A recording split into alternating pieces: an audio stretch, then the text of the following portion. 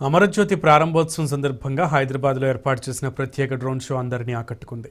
స్వరాష్ట్ర ప్రగతి ప్రస్థానాన్ని విలీన ఆకాశంలో ఘనంగా ఆవిష్కరించింది. ఈ సందర్భంగా షోకు సహకరించిన రాష్ట్ర ప్రభుత్వానికి నిర్వాహకులు ఆయుష్ అండ్ టీం ధన్యవాదాలు తెలిపారు. తెలంగాణలో రెండవసారి డ్రోన్ షో నిర్వహించడం సంతోషంగా ఉందన్నారు. హైదరాబాద్లో తమ సెటప్ ఏర్పాటుకు సపోర్ట్ చేసిన మంత్రి కేటీఆర్ కుమారుడు హిమాన్షుకు నిర్వాహకులు కృతజ్ఞతలు తెలిపారు. పూర్తి స్వదేశీ పరిజ్ఞానంతో రూపొందించిన డ్రోన్ షో ప్రజలందరినీ ఆకట్టుకుంటోందని అన్నారు. ఆయుష్ అండ్ టీంతో మా ప్రతినిధి Suraj face to face.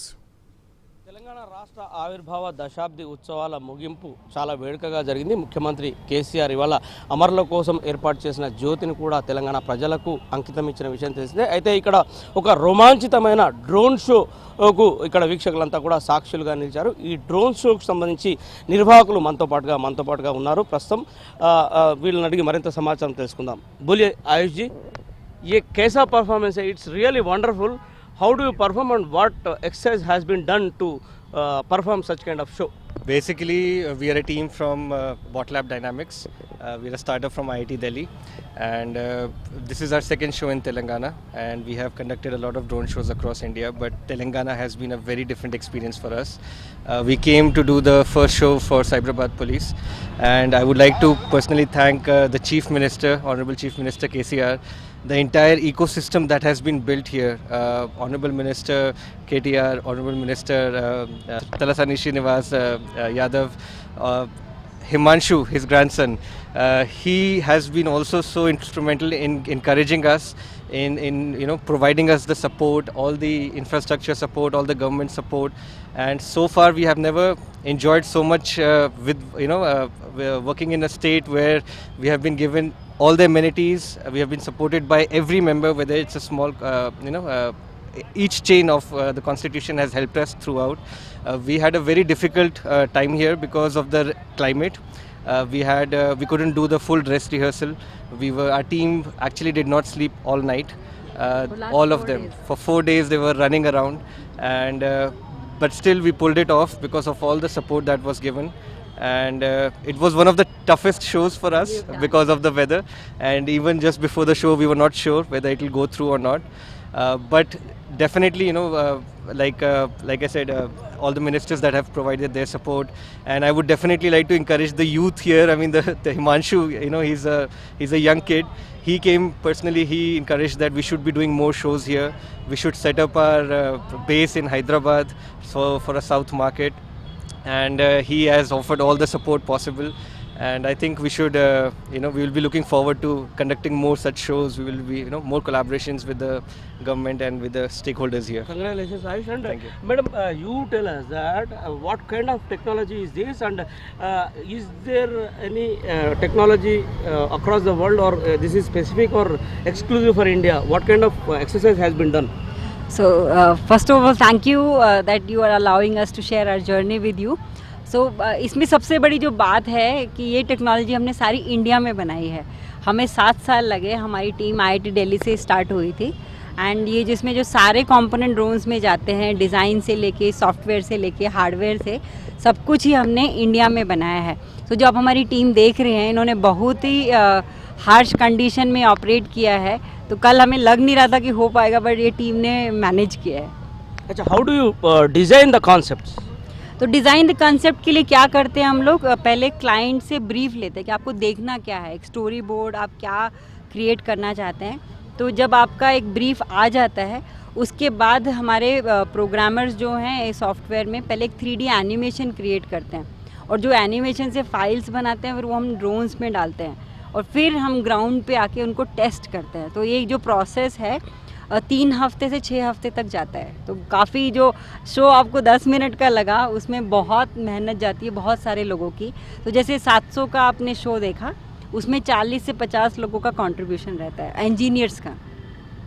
And there is one such engineer here who is operating the drones. Okay, आप बोलिए, ये जो आकाश में आप डिजाइन्स कॉन्सेप्ट्स को शिफ्ट कैसे करते हैं आप? First of all, thank you for having us here. So like we have a whole team.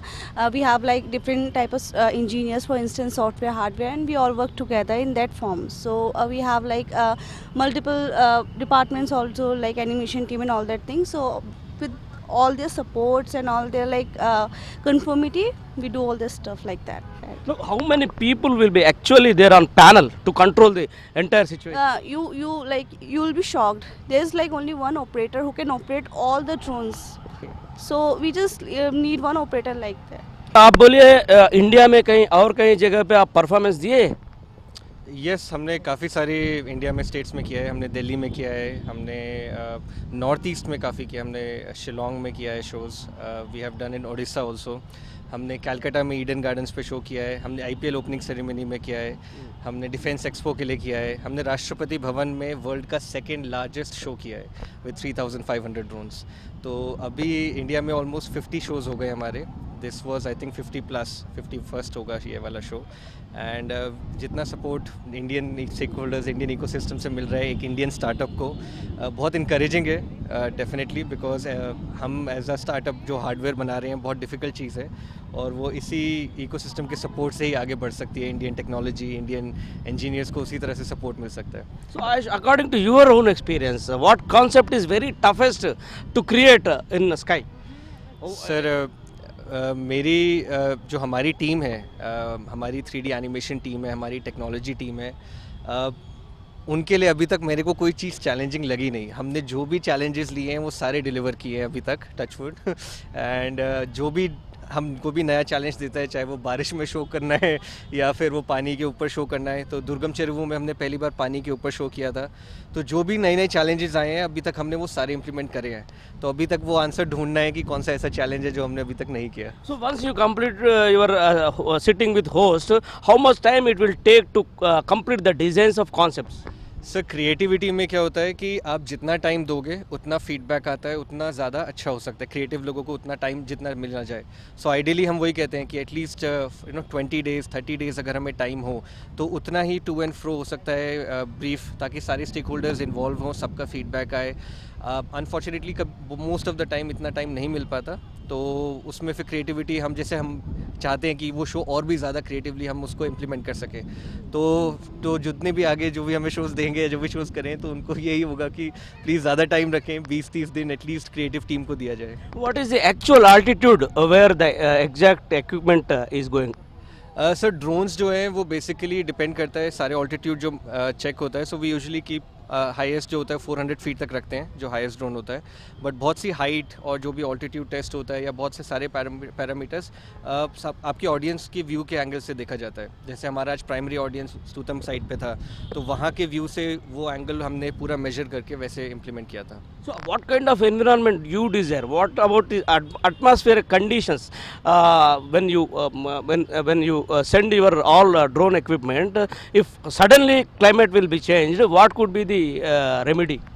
सो अभी तक जैसे बारिश के बीच में हमने फ्लाई किया है, बट अगर से एकदम से बहुत ज़्यादा स्टॉर्म आ जाए या बहुत ज़्यादा बारिश हो जाए, then we will immediately land the drones. So how was your experience with Hyderabad people, and what kind of reactions you observed in viewers? सो हैदराबाद की ऑडियंस बहुत एक्साइटेड है, विच वॉज़ वेरी इंकरेजिंग, क्योंकि वहाँ विसेस बज रहे थे, लोग चिल्ला रहे थे, तो उनको ये चीज़ देखने को मिला और उनकी एक्साइटमेंट देख के हमें और इंकरेजमेंट हुई. तो वो हमें और भी इंकरेज करता है कि यहाँ और शोज़ करने चाहिए. सो डेफिनेटली यहाँ ऑडियंस में बहुत वो एक्साइटमेंट रहती है, एग्रेशन रहता है, तो वो देख के बहुत अच्छा लगा. ఇది ఆయుష్ మనతో పాటుగా షేర్ చేసిన సమాచారం మొత్తం మీద చూసుకుంటే కనుక ఒక వండర్ఫుల్ షోకు ఇవాళ ఈ లుంబిని పార్కు అంటే ప్రస్తుతం అమరవీరుల కోసం ప్రభుత్వం నిర్మించిన జ్యోతి ప్రాంగణం అంతా కూడా సాక్షిభూతంగా మారింది. ఒక వండర్ఫుల్ షోను ఇక్కడ పర్ఫామ్ చేశారు. ఇక్కడ వీక్షకులంతా కూడా పూర్తిగా ఎక్సైటెడ్ కండిషన్లోకి వెళ్ళిపోయిన పరిస్థితి. ఐఐటికి సంబంధించిన స్టూడెంట్స్ ఈ సంభ్రమాశ్చర్యాల గురించి చేసే షోను పర్ఫామ్ చేసిన పరిస్థితి కనిపిస్తుంది. కెమెరామెన్ బాలకృష్ణతో సూరజ్ కుమార్, టీ న్యూస్.